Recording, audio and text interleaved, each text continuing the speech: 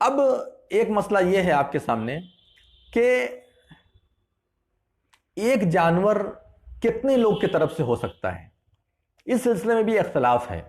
عام طور پر ہم یہ پڑھتے ہیں، تحریر میں پڑھتے ہیں اور لوگ بیان بھی کرتے ہیں ہمارے معاشرے کے اندر کہ جو لوگ نصاب تک پہنچ جائیں ان کے اوپر قربانی ہے۔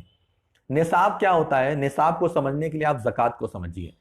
زکوٰۃ کب واجب ہوتی ہے، کب فرض ہوتی ہے؟ جب کسی کے پاس 85 گرام سونا ہو جائے، 85 گرام، یا 595 گرام جو ہے چاندی ہو جائے، 595 گرام چاندی، تو وہ صاحب نصاب کہلاتا ہے۔ اب اس کے اوپر زکوٰۃ جو ہے واجب ہو جاتی ہے۔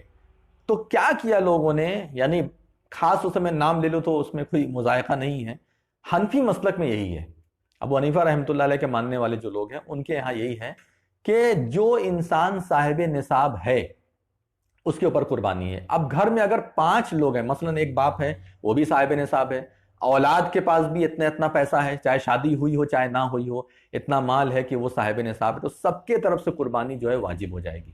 اور صاحب نصاب اگر نہیں ہے تو اس کے طرف سے قربانی واجب نہیں ہوگی۔ تو یہ جو زکوٰۃ کا نصاب اٹھا کر کے قربانی کے مسئلے میں لا کر کے فٹ کر دیا گیا، یہ سمجھ سے باہر ہے۔ دلیل چاہیے بھائی، قُلْ هَاتُوا بُرْهَانَكُمْ إِن كُنتُمْ صَادِقِينَ۔ قرآن کا 2 ٹوک معاملہ ہے کہ اگر تم سچے ہو تو دلیل پیش کرو۔ قربانی کا معاملہ بالکل الگ ہے۔ آپ کے پاس 20,000 روپیہ ہے، 25,000 روپیہ ہے، آپ ایک جانور قربان کر سکتے ہیں، اتنی طاقت ہے آپ کے پاس، قربانی کیجئے۔ نہیں ہے تو حصہ لے سکتے ہیں، 2,000 2,500 کا، 1,500 کا، یا جتنے کا بھی ملتا ہے۔ اگر آپ اتنی طاقت رکھتے تو آپ کو کرنا چاہیے۔ 85 گرام سونا ہونا ضروری تھوڑی نہیں ہے، 85 گرام سونا ہونا ضروری نہیں ہے۔ اور یہ کر دیا گیا حنفی مسلک کے اندر کہ جو بھی صاحب نصاب ہوگا اس کے طرف سے قربانی کو لازم کر دیا گیا۔ اب گھر میں اگر 5 لوگ صاحب نصاب ہے تو 5 جانور انہیں قربان کرنا پڑے گا یا تو حصہ لینا پڑے گا۔ یہ سنت کے خلاف ہے۔ اللہ کے نبی صلی اللہ علیہ وسلم نے پورے گھر بار کی طرف سے ایک جانور کی قربانی کی ہے، ساری بیویوں کی طرف سے، اپنے طرف سے ایک جانور کی قربانی کی ہے۔ آپ حدیث پڑھیں ترمذی میں، اور ترمذی میں جو ہے تو حدیث ہے 1505، 1505 نمبر کی حدیث ہے۔ ابو ایوب انصاری رضی اللہ تعالی عنہ سے پوچھا گیا کہ کیف کانت الضحایا علی عہد رسول اللہ صلی اللہ علیہ وسلم، رسول اللہ صلی اللہ علیہ وسلم کی حیات طیبہ میں، ان کے زمانے میں کس طریقے سے قربانی ہوتی تھی، کیا قربانی کا معیار ہوتا تھا، کیا اصول ہوتا تھا؟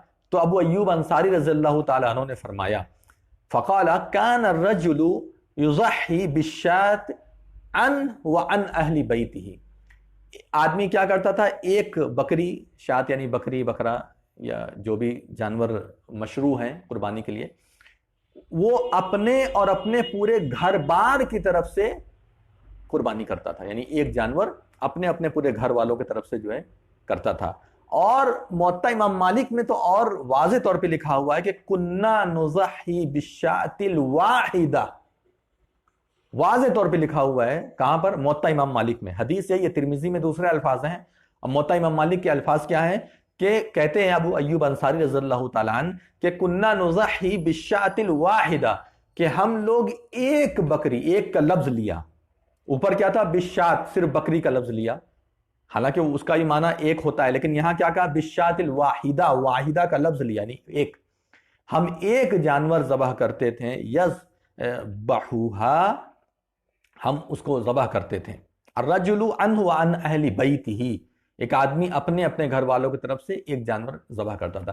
ایک گھر کے اندر کتنے بھی لوگ ہوں سب کے طرف سے کفایت کر جائے گا۔ آپ کی مرضی، آپ 50 جانور ذبح کرو، وہ آپ کی مرضی، 50 اونٹ ذبح کرو، 50 بھیڑ بکری ذبح کرو، وہ آپ کی مرضی۔